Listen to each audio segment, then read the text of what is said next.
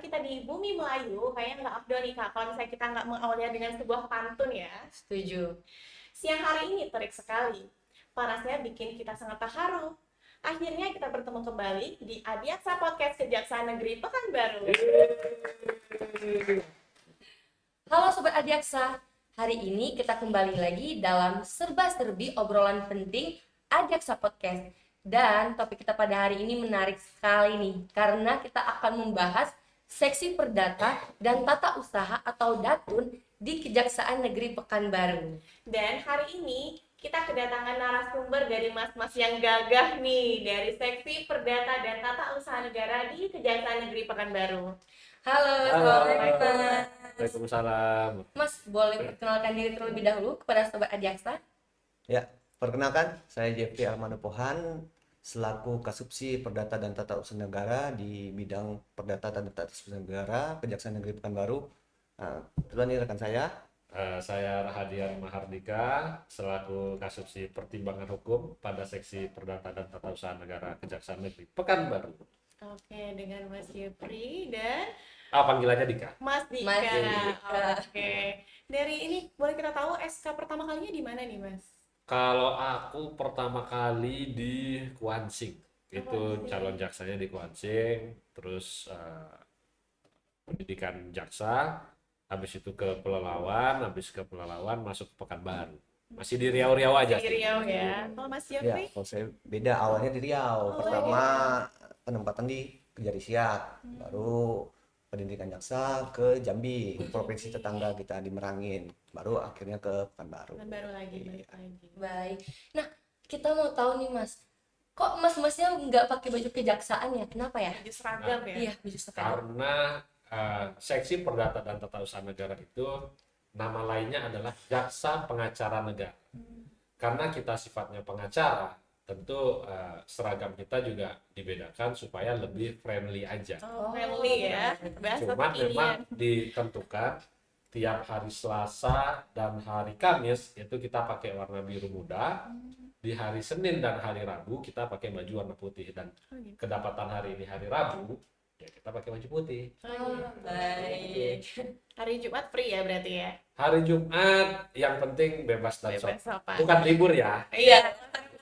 Dan tetap sopan. Oke, sebelum kita membahas topik yang kita pada hari ini, kayaknya kita lebih tahu dulu nih, apa sih Perdata dan Tata Usaha Negara ini atau biasanya disingkat dengan Datun.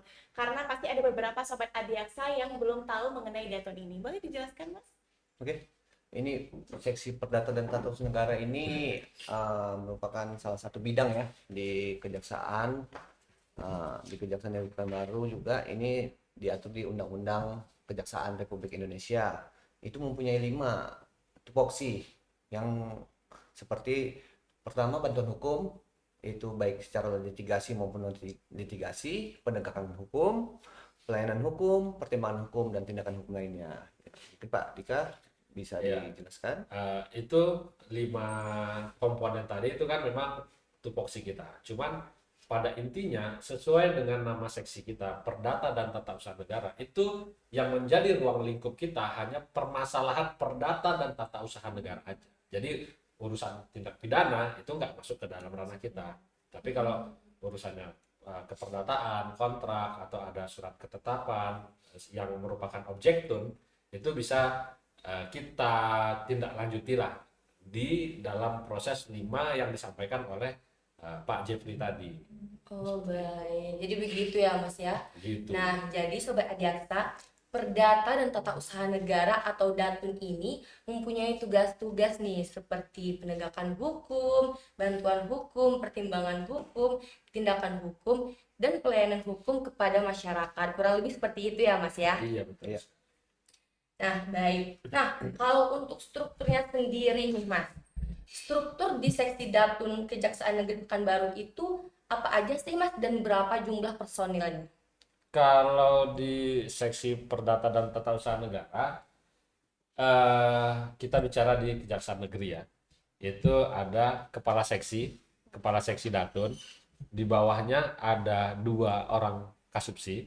Kasubsi yang pertama adalah kasubsi Perdata dan Tata Usaha Negara yang dijabat oleh Pak Jeffrey. Yang kedua ada Kasubsi Pertimbangan Hukum yang dalam hal ini dijabat oleh saya sendiri. Terus kalau di Kejaksaan Negeri Pekanbaru itu kita selain 3 pejabat strukturalnya, ada 4 orang JPN. 4 orang JPN. JPN itu Jaksa Pengacara Negara yang saya sebutkan tadi. Terus juga kita dibantu oleh 2 orang staf administrasi. Seperti itu. Berarti totalnya ada berapa tuh, Mas? Ada 9 ya? 9 ya Bang ya? 9 ya, total 9. Itu pegawainya 9. Pegawai 9 ya. Kalau ditambah dengan tenaga honor 10-11 lah. 11. Ada 11 nih personil di Datun. Nah, berarti struktur di Datun ini ada Kasih Datun ya, Pak? Betul. Oke, Mas, sorry nih, Mas Iya. nih. Kasih Datun, terus Masih muda ada kita ini. Masih muda. Udah masih lagi semangat Iya. Iya. Terus ada Kasubsi Perdata dan Tata Usaha Negara, Perdata Pertimbangan Hukum, terus ada 4 pengacara, jaksa pengacara negara dan 2 staf administrasi. Oke. totalnya 11. Totalnya ada 11 sama tenaga honor. Nah, Kasubsi, tadi kita udah ngomong Kasubsi dan jaksa pengacara negara. Nah, apa sih tugas dan wewenangnya, Mas? Bang Jeff atau aku? Mungkin di bidang saya dulu. Boleh. Bidang saya itu subseksi Perdata dan Tata Usaha Negara. Jadi subseksi Perdata dan Tata Usaha Negara ini tupoksi khususnya itu di bantuan hukum dan penegakan hukum. Bantuan hukum itu terbagi 2. Ya, seperti bantuan hukum untuk litigasi, non litigasi. Litigasi itu untuk penyelesaian perkara perdata dan tun di pengadilan. Sedangkan non litigasi itu menyelesaikan masalah itu tanpa belum sampai ke ranah pengadilan, masih kita melakukan negosiasi terhadap badan usaha yang diajukan oleh prinsipal ini seperti BUMN, BUMD maupun pemerintah daerah yang mengajukan permohonan ke kita untuk melakukan bantuan hukum. Sedangkan penegakan hukum itu seperti kita menerima permohonan dari pemerintah untuk melakukan pembubaran PT ataupun pembatalan perkawinan yang dilakukan oleh Distrik Capil. Mungkin kalau tambahan dari Pak Dika, bidang Pak Dika. Nah, untuk subseksi selanjutnya itu ada subseksi pertimbangan hukum. Di pertimbangan hukum itu kita melaksanakan ada pendampingan hukum, ada pendapat hukum, terus ada pelayanan hukum. Nah, kalau pertimbangan hukum tadi kan ada 2 nih, ada pendampingan hukum, ada pendapat hukum. Kalau pendampingan hukum ini ya jika ada pihak pemerintah, mau dinas, mau BUMN, mau BUMD, ada kegiatannya yang mau didampingi, baik itu kegiatan yang sedang berjalan atau yang akan berjalan, itu bisa kita dampingi secara yuridis normatif. Terus juga kalau misalnya pihak-pihak pemerintah tadi merasa ada kejanggalan terhadap mekanisme pemerintahannya atau dalam pelaksanaan pekerjaannya, mereka bisa mengajukan permohonan kepada JPN untuk pendapat hukum terhadap permasalahan terkait. Terus yang terakhir ada pelayanan hukum. Pelayanan hukum ini sifatnya konsultasi, dan konsultasi itu sifatnya gratis, bisa datang ke kantor, bisa dengan menggunakan aplikasi Halo JPN. Seperti itu. Tambahan satu, Boleh? pelayanan hukum ada itu di kita punya mall pelayanan publik. Nah, kejaksaan juga ada di situ standnya untuk pelayanan hukum gitu, Mbak. Fasilitasnya ya, Iya, pelayanannya ya. diberikan oleh pemerintah kota Jadi- untuk kita memberikan pelayanan hukum kepada masyarakat seperti itu. Oke, sebenarnya ada satu lagi fungsi Datun, yaitu tindakan hukum lain. Nah, tindakan hukum lain itu kita berdua bisa, ranah subseksinya nggak diatur, karena kita sifatnya di situ sebagai penengah jika ada instansi-instansi pemerintah yang berkonflik atau berkonflik dengan hukum lah. Karena sifatnya kita di sini sebagai mediator atau negosiator, ya di antara kita berdua sama-sama bisa untuk menjadi itu, penengah itu. Jadi mewakili pemerintah ya, Mewakili pemerintah. untuk Betul menangani sekali. kasus tersebut ya. Nah, ada lagi nih Mas. Di Datun ini kan ada yang namanya kerjasama yang selalu melibatkan sesuatu hal seperti MOU.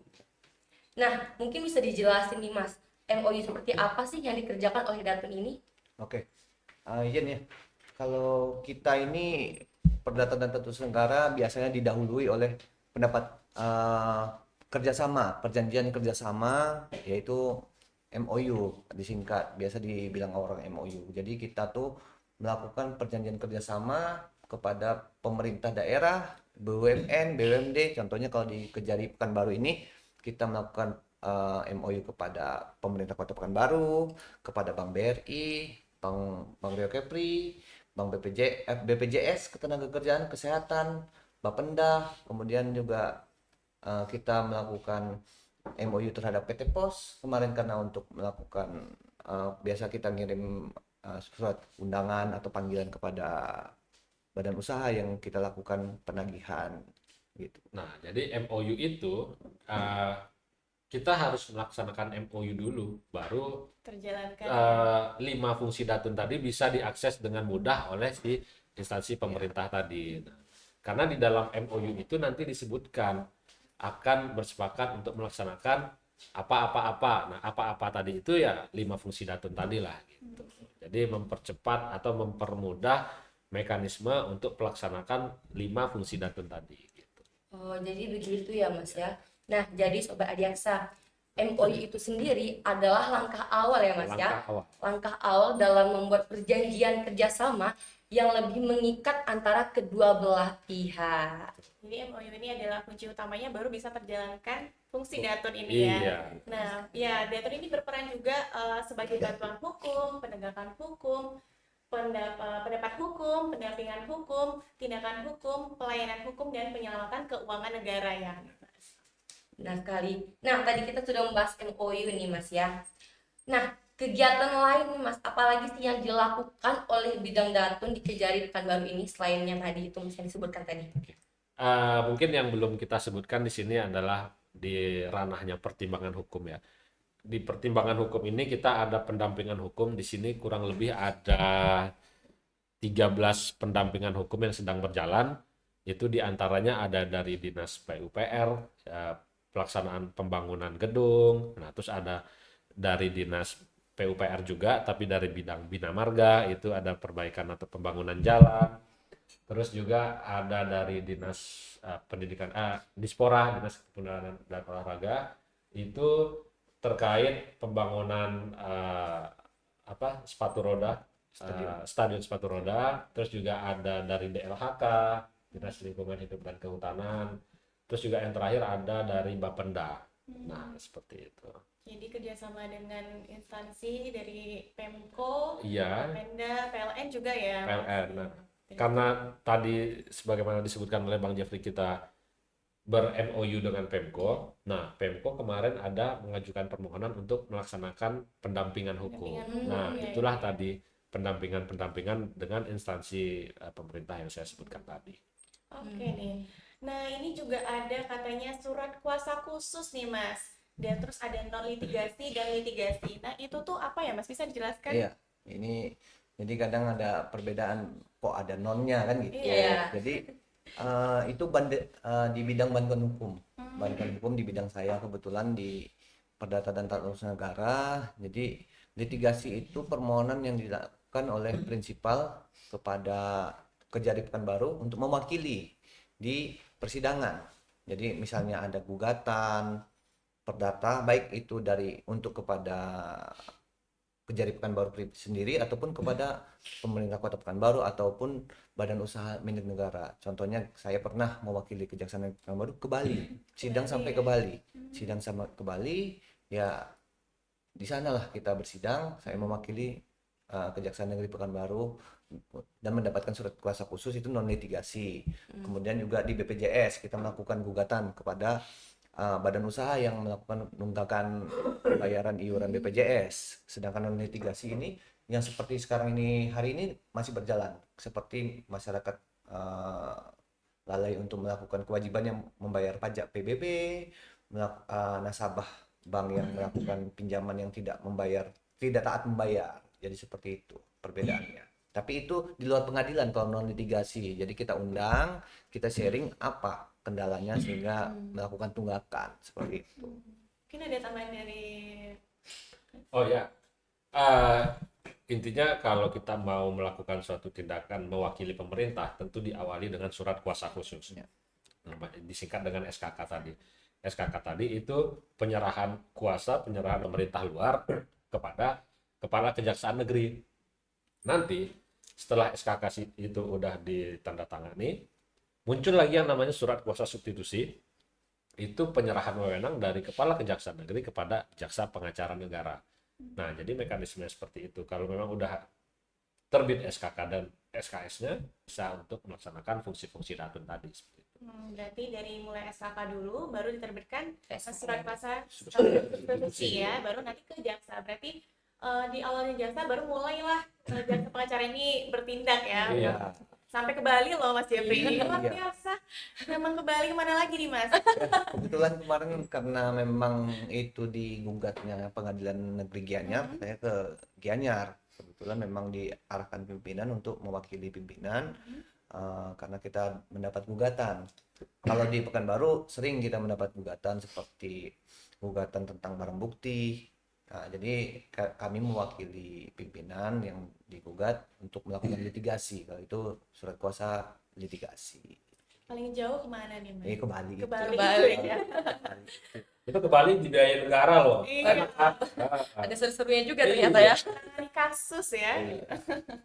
Jadi kalau orang berasumsi kejaksaan itu hanya terkait pidana aja, terkait tuntut menuntut aja, nggak sesimpel itulah. Karena kejaksaan juga bisa bergerak di bidang perdata dan tata usaha negara. Bahkan Pak Jeffrey bisa sampai ke Bali tadi kan. Banyak tupoksinya. Banyak Iya. tupoksinya. Oke. Tadi kita sudah berbicara tentang MOU, terus teman sobat Adiaksa juga tahu nih mengenai surat kuasa khusus, non litigasi dan litigasi. Nah, kita akan membahas lagi seputar datun yang dalam keperdataan penanganannya berkaitan dengan pertanggungjawaban nih Mas. Keperdataan orang atau korporasi itu seperti apa? Kalau terkait dengan korporasi, itu biasanya kita mewakili pemerintah untuk, ya kalau misalnya kita bicara ranah korporasi, biasanya itu korporasinya sudah tidak sehat, sudah tidak bisa menjalankan fungsi korporasinya, yang artinya dalam hal ini korporasi itu sudah harus dibubarkan.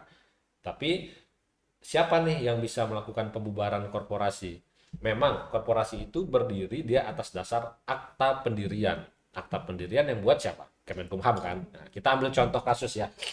Jadi ketika akta pendiriannya itu sudah dibuat oleh Kemenkumham, terus korporasi ini sudah tidak bisa lagi berjalan sebagaimana mestinya, apakah Kemenkumham bisa untuk membubarkan korporasi? Enggak. Kan nggak bisa. Yang mempunyai wewenang untuk pembubaran korporasi itu adalah pengadilan, tetap dengan menggunakan produknya pengadilan. Nah, dalam hal ini kita bisa mewakili atau bertindak sebagai Kemenkumham yang atau instansi pemerintah lainnya yang merasa kepentingannya dilanggar oleh korporasi ini. Kita ajukan permohonan ke pengadilan untuk pembubaran PT. Nanti dengan mekanisme pengadilan kita akan jalani itu hingga nantinya produk pengadilan muncul, apakah itu putusan atau penetapan terhadap pembubaran PT, barulah kita akan laksanakan produk pengadilan itu. Nah, kalau kita bicara dengan untuk pembubaran korporasi, itu kita nanti dalam pelaksanaannya juga membutuhkan jasa kurator, karena untuk pembubaran korporasi itu ada orang-orang yang mempunyai sertifikasi khusus yang dalam hal ini tidak dipunyai juga oleh jaksa pengacara negara, dan mau nggak mau kita harus pakai jasa kurator. Itu untuk pembubaran korporasi ya. Jadi jaksa kurator itu harus ada sertifikasinya ya berarti? Kalau Gimana kurator nih? itu bukan jaksa. Jadi gimana? Kurator itu dia lebih ke pihak luar aja, Oh gitu. semacam konsultan atau ya konsultan lah biasanya. Seperti audit. Auditor. Oh gitu. Jadi Oh, jaksa kurator itu audit ya? Bukan jaksa. bukan jaksa, dia tidak jaksa, dia Oh, tidak jaksa. Kurator. Jadi kita mengajukan buat kurator untuk perusahaan ini dipilot karena memang kewajiban-kewajibannya tidak bisa dipenuhi. Gitu. Seperti itu. Nah, baik. Nah, tadi Mas Dika dan Mas Jeffrey sudah menjelaskan nih tentang keperdataan penanganan berkaitan dengan pertanggungjawaban keperdataan terhadap orang atau korporasi. Nah, ada lagi nih Mas, yang namanya penanganan keperdataan berkaitan dengan hukum keluarga dan perkawinan. Mungkin bisa dijelaskan juga, Mas? Nah, itu salah satu penegakan hukum. Jadi ada contoh yang unik seperti pembatalan perkawinan. Kita tahu pernah ada di Lombok itu, setahu saya di Lombok pembatalan perkawinan sesama jenis. Itu jadi diajukan oleh pemerintah daerah setempat, yaitu di Dukcapil ataupun yang mencatatkan perkawinan tersebut, diajukan kepada kejaksaan untuk dilakukan persidangan kepada pengadilan untuk membatalkan perkawinan tersebut. Ataupun kan perkawinan ini kan nggak boleh lebih dari satu kalau secara undang-undang perkawinan. Benar. Jadi mbak-mbak ini kan misalnya nih, suaminya tanpa izin melakukan itu, tapi ya itu mekanisme administrasi yang tidak tercatatkan di dinas setempat, seperti di Dukcapil, bahwa dia ternyata tidak mengaku nih kalau dia itu sudah punya istri. Jadi diajukanlah kepada pengacara negara Kejaksaan Negeri setempat untuk melakukan pembatalan perkawinan di pengadilan setempat, seperti itu. Berarti JPN ini bisa melakukan permohonan pembatalan perkawinan dalam rangka membantu pengadilan ya Mas, ya seperti itu ya Mas? Mewakili instansi. Mewakili ya. Mewakili instansi pemerintah. Wah, luar biasa sekali informasi juga nih untuk kita ya. Belum menikah apalagi Jadi nih ya. kalau di aturan bolehnya satu ya berarti ya Mas? Secara aturan boleh lebih dari satu, akan tetapi harus mendapat izin. Harus mendapat Kan izin. seperti di undang-undang perkawinan itu kan jelas ya kan, kalau misalnya memang masih lajang seperti Mbak Winda kan bisa itu kan. Tapi kalau misalnya udah Jadi kena ada ya kan, dia bisa, tapi kan ada Ada izin. persetujuan lah Iya. ya gitu. Harus ada sudah. Nah, mekanisme itulah yang mungkin tidak dihadirkan dari yang laki-laki kepada pemerintah, yaitu KUA ataupun di Dukcapil, bahwa dia sudah pernah menikah. Itulah yang kita dapatkan dari instansi setempat gitu. Intinya dalam hal ini ya tiada dusta di antara kita. Iya.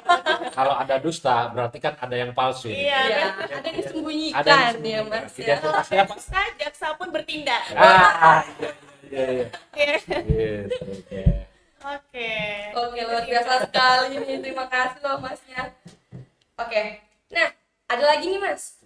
Sebentar lagi kan kita akan menghadapi pemilu 2024 nih. Pilkada. Benar sekali ya. Di mana kita akan menentukan kepala daerah kita, yaitu calon gubernur, calon wali kota, dan calon bupati. Nah, karena kita di ruang lingkup Pekanbaru nih, katanya ada 5 kandidat calon wali kota dan wakil wali kota. Nah, kalau berbicara tentang pemilu ini, gimana nih jaksa pengacara negara dalam menghadapi gugatan hukum terkait sengketa pemilu? Nah, apa itu sengketa pemilu tuh, Mas? Kalau sengketa pemilu itu adalah sengketa yang dihasilkan oleh produk hasil yang dikeluarkan oleh KPU. Itulah yang namanya produk pemilu kan seperti itu. Nah, terhadap peran JPN dalam hal ini adalah ketika KPU di awal itu bekerja sama dengan Kejaksaan Negeri Pekanbaru dalam hal ini, kalau memang KPU bekerja sama, terus dia nanti akan bersurat bermohon kepada kita untuk didampingi atau dikuasa khususkan. Nah, ketika ada gugatan, nanti yang maju adalah JPN di dalam gugatan tersebut. Jadi tetap yang menggugat adalah pihak-pihak yang merasa dirugikan, ya kan?